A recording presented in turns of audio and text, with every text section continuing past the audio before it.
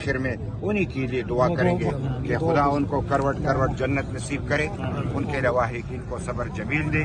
اور اس نے جس طرح ڈٹ کر صحافت کی ہے تمام کو چاہیے کہ اسی طرح صحافت کرے۔ اور میں یعنی انفارمیشن منسٹر ہوتے ہوئے ان کے میرے ساتھ اچھے تعلقات تھے، اس سے قبل بھی اچھے تھے، اس کے بعد بھی اچھے تھے۔ لوگ ایسے ہونے چاہیے جو مستقل مزاج ہو، مستقل مزاج یہ اچھی بات ہے۔ اور جس نے تراویح پڑھی، جس نے یعنی عشاء کی نماز پڑھی، اور اس کے بعد رمضان کا مہینہ ہو اور وہ ہم سے الگ ہو جائے، تو بحیثیت مسلمان